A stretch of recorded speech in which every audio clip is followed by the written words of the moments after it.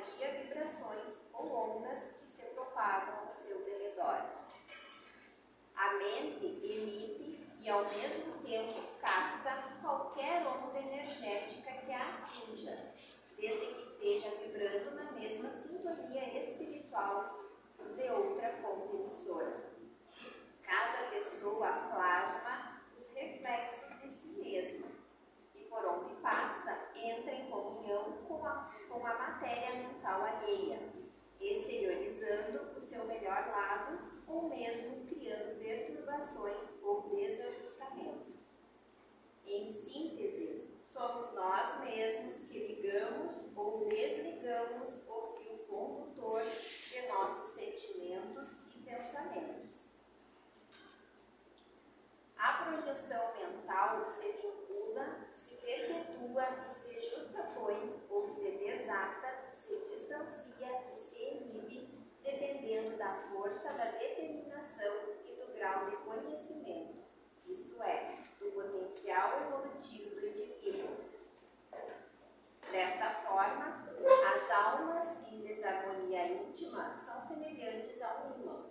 Atraem para si forças destrutivas que lhes assinalam o âmago, projetando teias enfermiças através de sua atmosfera psíquica ou de sua aura doentia. Geralmente, a autoobsessão vem acompanhada de sentimentos de culpa, de autocensura, de recriminação, de complexo de inferioridade e de irresponsabilidade pelo próprio destino. Esses sentimentos desagradáveis resultam incondicionalmente de ideias ou crenças inadequadas e inconscientes que distorcem o real significado de bondade, de pureza, de honestidade, de castidade, de retidão, de evolução, de religiosidade e de outros tantos conceitos ou definições. A criatura passa a ser vítima do destino. Tal é a apatia e passividade que a envolve, que ela se julga imperfeita e impotente, ignorando sua possibilidade de mudar ou de utilizar o seu livre-arbítrio. Os auto-obsediados sentem-se tratados de forma injusta pela vida, ressaltando negativamente o modo de ser das pessoas, das coisas e de si mesmos. São facilmente influenciados e se asfixiam constantemente com as sujeiras do mundo. Por terem uma aura de negatividade, atraem larvas astrais que desarranjam no reino interior. Aquele que se encontra em auto-obsessão experimenta um modo de viver complicado ou embaraçado.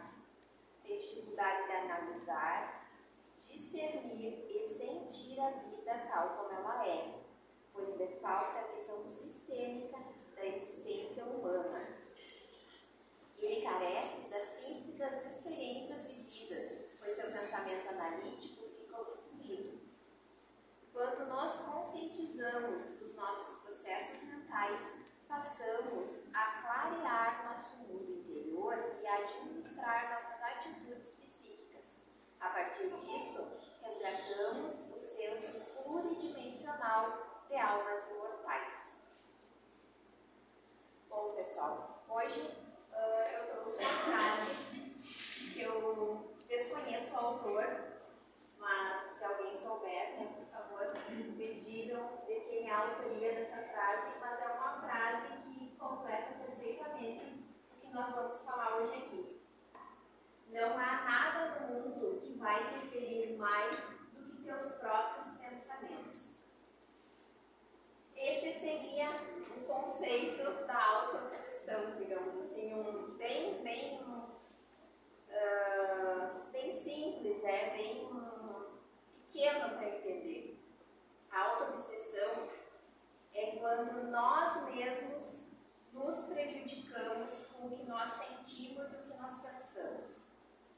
Quando a gente chega num centro espírita ou qualquer centro espiritualista que trabalhe com desobsessão, acho que a maioria de vocês já ouviu falar nesse termo, né? Obsessão, ou quando vem para fazer uma desobsessão, a gente entende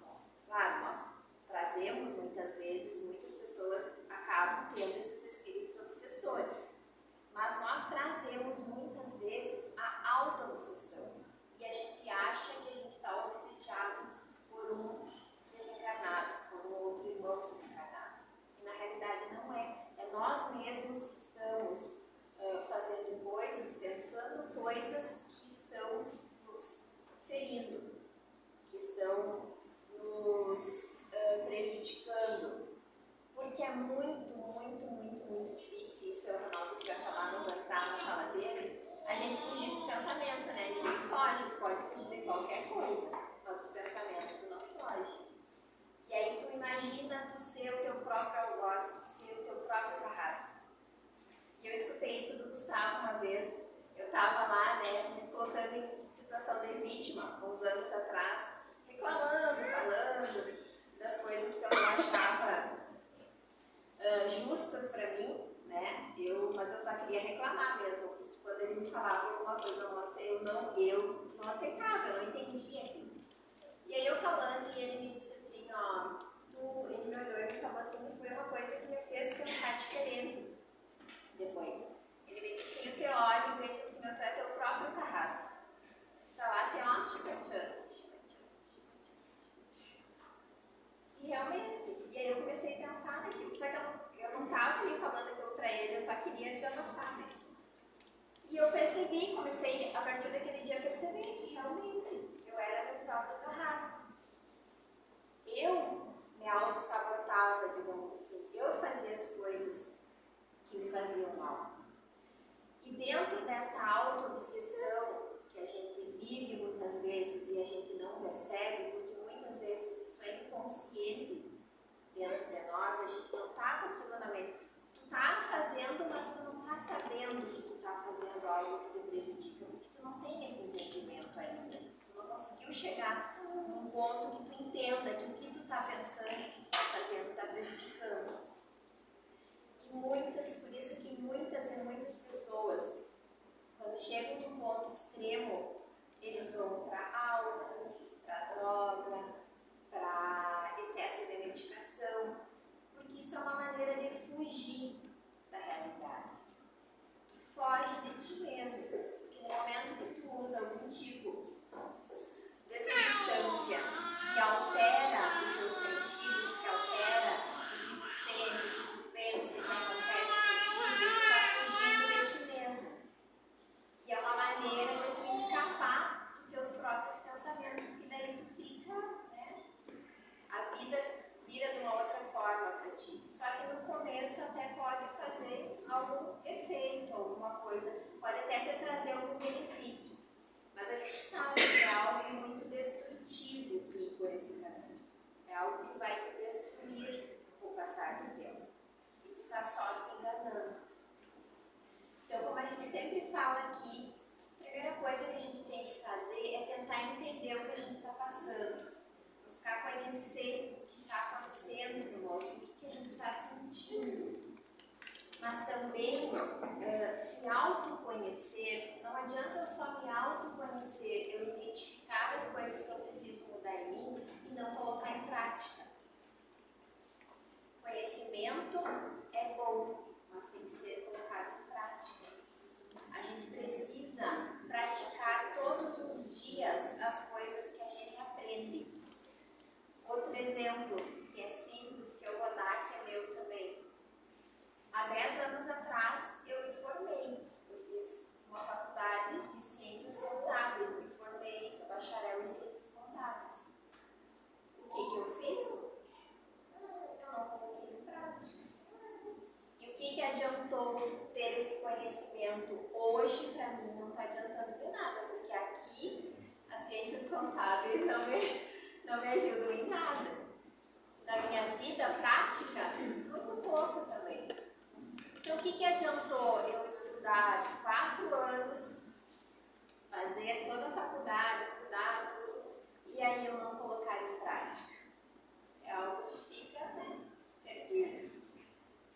Então, é isso que a gente precisa compreender e a gente precisa sempre colocar em prática as coisas que a gente vai aprendendo, que a gente vai se conhecendo, as virtudes, porque a gente fala muito aqui no Espiritismo, é o desenvolvimento das nossas virtudes, esse melhoramento das nossas emoções, dos nossos sentimentos e das nossas virtudes. Quando a gente começa a fazer esse desenvolvimento, quando a gente começa a se melhorar, a se transformar, a gente precisa entender que isso precisa ser praticado.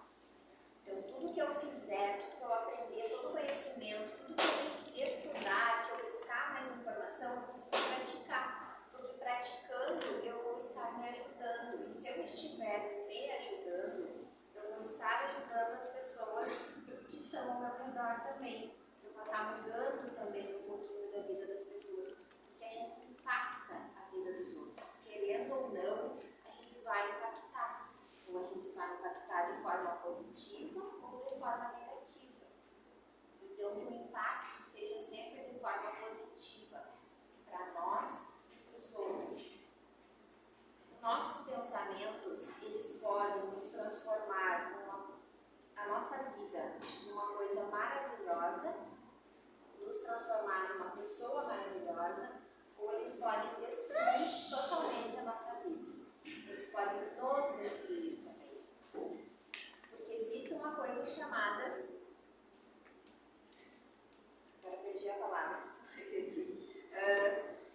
sente algo e vem para o corpo, materializa no corpo, me ajuda com a palavra, não, que eu perdi agora.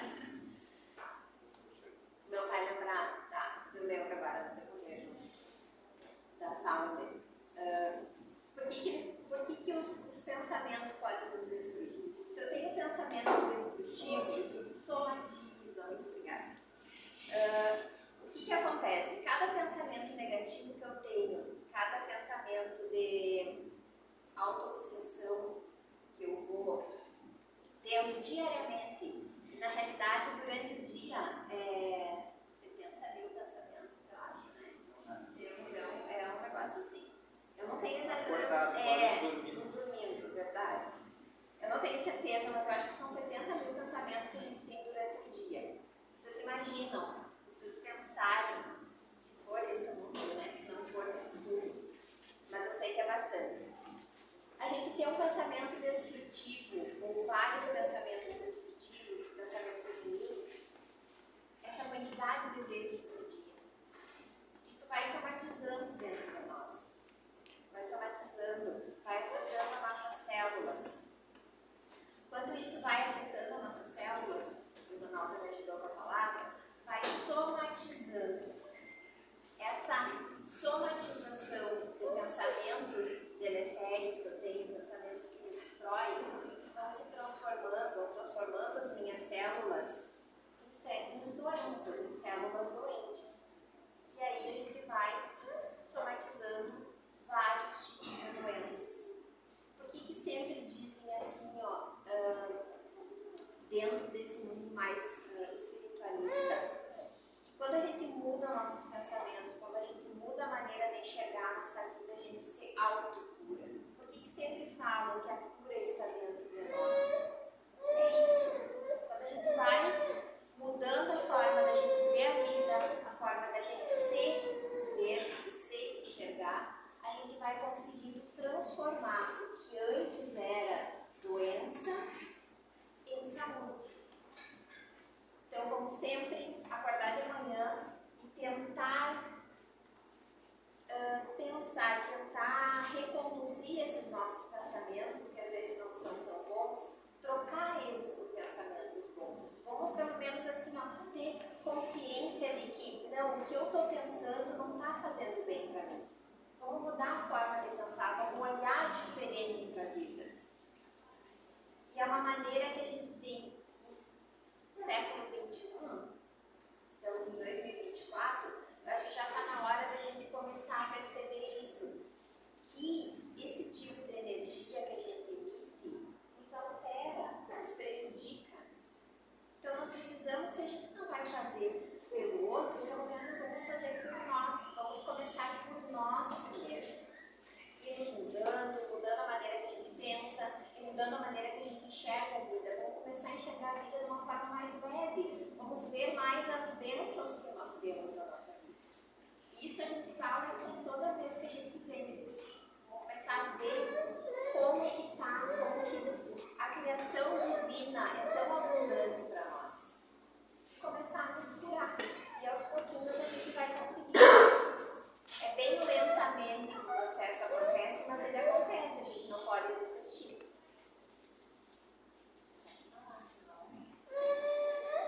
A Karine começou a explanação do tema falando sobre obsessão. E o nosso trabalho aqui no centro é desobsessivo. A gente trabalha de uma maneira em que a gente faz um encaminhamento de espíritos. E todos nós que chegamos aqui, trouxemos na nossa bagagem da semana os nossos amigos. E a gente já falou sobre o tema de obsessão. E a gente deu uma pincelada sobre a auto-obsessão. Na condução essa que a gente vive, e aí eu comentei hoje no estudo a respeito de a dificuldade que a gente tem de controlar o pensamento. E eu estava lembrando que quando a gente está sem fazer nada, sem o livro na mão, simplesmente tomando um chimarrão e olhando longe, o pensamento da gente está carregando todas aquelas situações de vida que a gente está vivendo naquele momento. as dificuldades, o boleto para pagar, alguém da família que está doente, a gente está ali com aquilo bem ao natural, porque a gente está com a liberdade da mente. E é nessa hora que a auto-obsessão começa, porque a gente permite que esse pensamento negativo comece a tomar conta. Tem gente que faz força para isso. Tem gente que se apoia no pensamento negativo, como se aquilo fosse a solução dos seus problemas. Eu vou falar sobre filho, a Karine não vai ficar brava comigo hoje. O que a gente faz com os filhos? A gente conduz. Mas tem uma época para a condução. Chega um momento em que a gente acha que aquele filho deve fazer engenharia civil, porque o avô dele foi engenheiro civil. E a gente fica colocando na cabeça dele que ele tem capacidade, que ele é para a parte de matemática, e que é uma linda profissão. A gente faz, quando a gente falou em obsessão, voltando um pouco atrás, a gente falou, a obsessão espiritual é essa do desencarnado, e a obsessão do vivo, do encarnado. E quando a gente faz isso com o filho, a gente não está se dando conta, mas nós estamos obsediando esse filho. Que nós estamos fazendo com que ele pegue a nossa energia. E quando não dá certo, o filho se rebela, e ele não é para a parte de matemática, ele é para a parte de exatas, não é da exatas, da humanas, exato.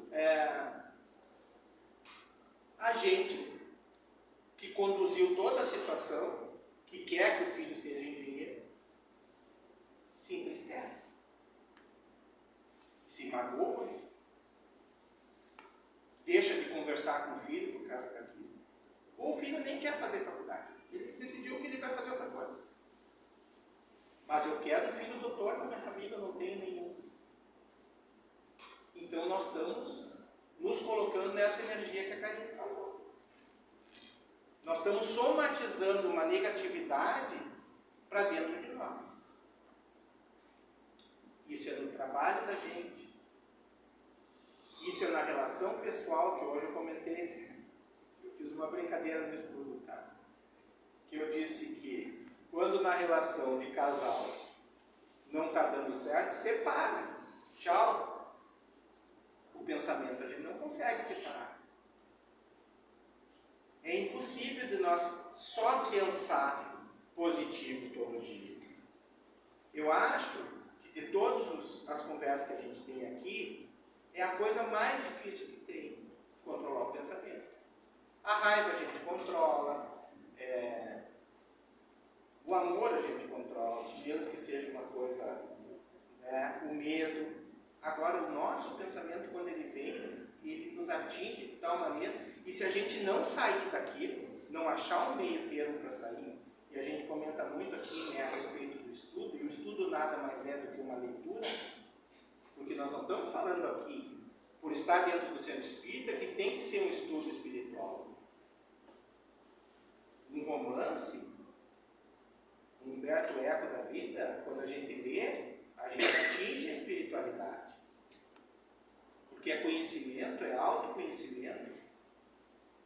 Quando a gente conversa depois de ter lido um livro bom, conversa com uma outra pessoa, tu vai trazer informação daquele livro. É como a Karine disse, ela acha que a faculdade dela não serve. Serve, porque ela tem o conhecimento. Se eu chegar aqui e falar uma bobagem a respeito da parte de matemática, ela vai me corrigir, porque ela tem esse conhecimento, ela ficou 4 anos lá. Nada é perdido nessa nossa caminhada. O que a gente perde é quando a gente decide que a nossa vida é uma droga, que nós não servimos para nada. Eu não ia falar, mas vou falar. E a culpa da Kika, que a Kika hoje postou lá e mandou uma mensagem para mim, lembrei do espelho. Gente, a gente precisa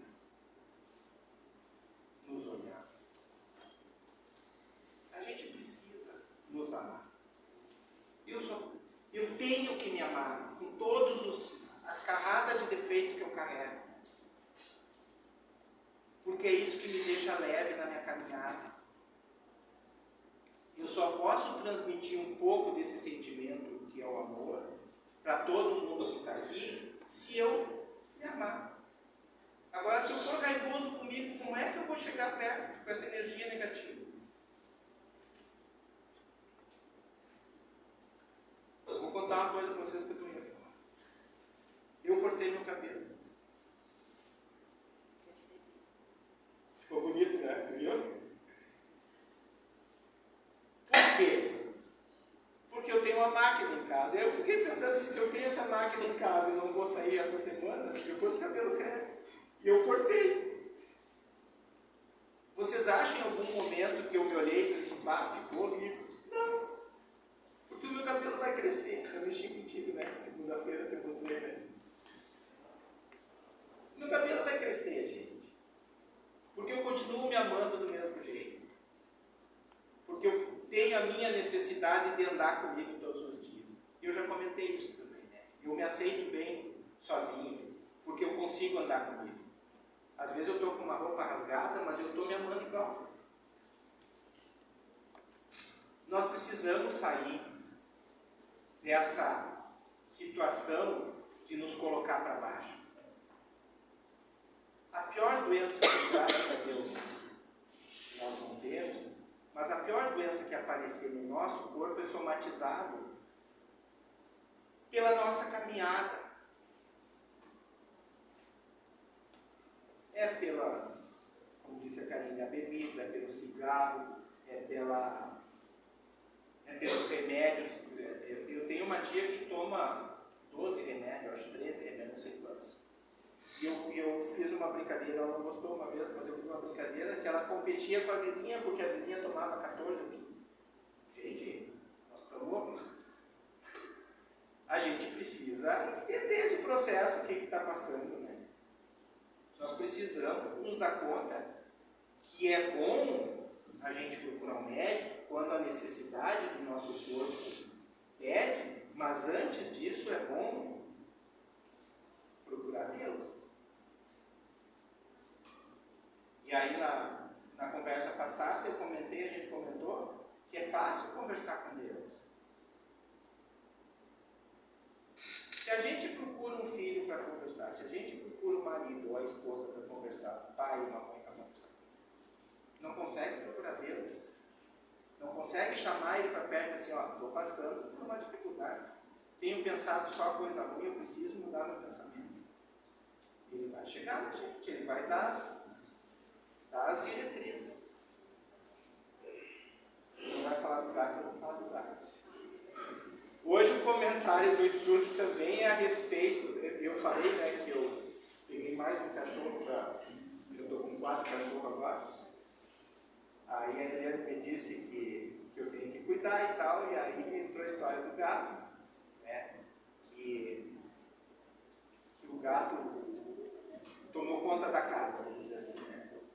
Eu acho que a gente tem que ter os animais dentro do casa, a gente faz isso, né. É uma troca de energia muito boa, porque a gente tem uma responsabilidade com um ser que realmente precisa o tempo todo de ti. Mas a gente não pode fazer com que aquele animal tome conta da tua vida. E hoje, os pets, não é mais cachorro, agora é pet, hoje os pets estão morando em casa, dentro de casa, na cama, e a gente perde a noção do que é isso perante a nossa vida. Depois me puxa as orelhas aqui, tá? Não tem problema. Mas é para ter uma noção mesmo do que nós estamos fazendo. Para que Deus nos coloca animais na nossa vida? É para que a gente tenha a humildade de tratar com um ser irracional. Porque todos nós aqui irracionais, a gente não consegue se tratar às vezes muito bem, né? Os racionais. Agora, os irracionais, a gente tem uma condução hoje muito doida. E nós precisamos voltar a esse entendimento. Porque a somatização disso tudo é que vai nos trazer as doenças. E a pior doença que tem não é a do corpo físico. A pior doença que tem é a mental, é a espiritual, que a gente não consegue se libertar. E a Carlinhos vai falar.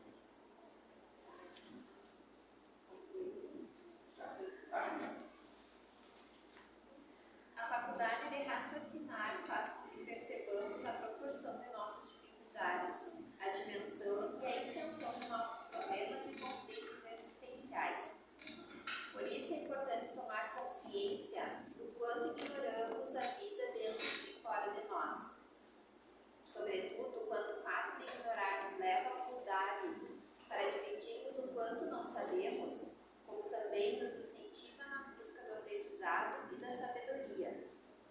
Platão, filósofo grego, discípulo de Sócrates e mestre de Aristóteles, escreveu: as pessoas ignorantes não procuram sabedoria.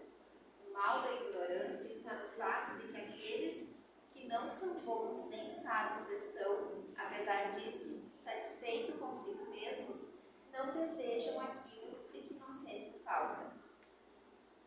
Os dicionários definem autoilusão como o engano dos sentimentos ou da mente, que faz com que interpretemos de forma errada uma atitude, um fato ou uma sensação, tomando-as por coisas completamente diferentes. O estudo de nós mesmos nos ajuda a escapar do intrincado labirinto no qual vivemos e nos permite desenvolver nossas habilidades adormecidas, facilitando-nos, assim, entrar em contato com a sabedoria da vida providencial, que tudo governa através de suas leis naturais.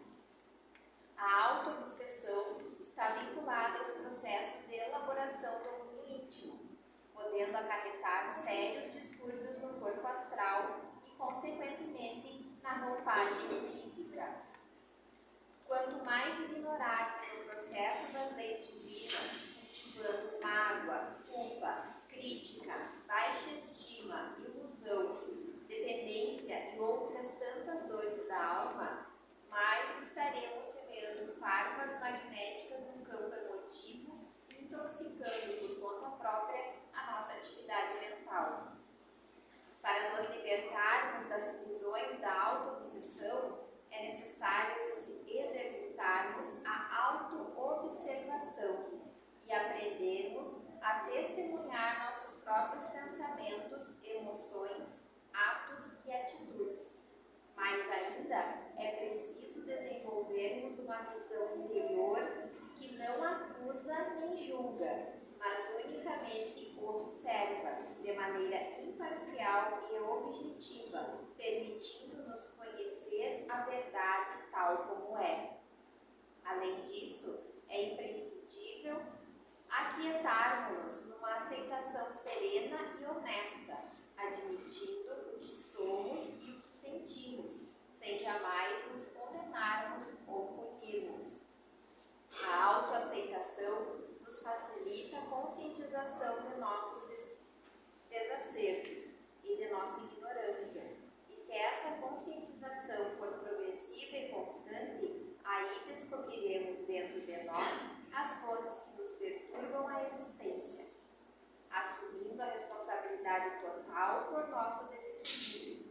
Não passamos mais a atribuir à ação direta dos espíritos todas as nossas contrariedades, que em geral são consequência da nossa própria incúria ou improvidência.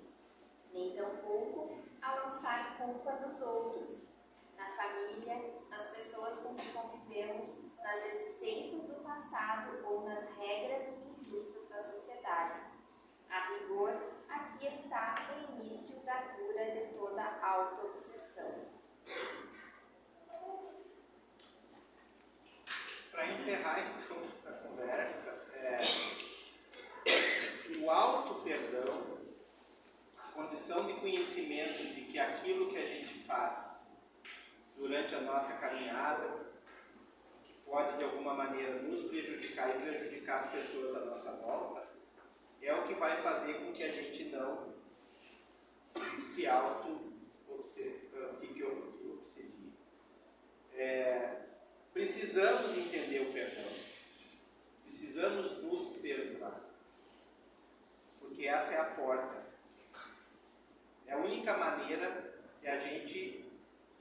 continuar a caminhada de uma maneira leve, tranquila, em paz conosco. E todas as nossas conversas levam ao mesmo caminho. Nos olhar, nos amar, nos perdoar. É a conexão com Deus. É a maneira de chegar a Deus. É nos permitir, por isso que Ele nos coloca aqui. Por isso que Ele nos dá a chance de viver esta vida. E talvez a próxima e as outras. Porque essa é a nossa caminhada. Tá bem? Obrigado pelo estudo de hoje.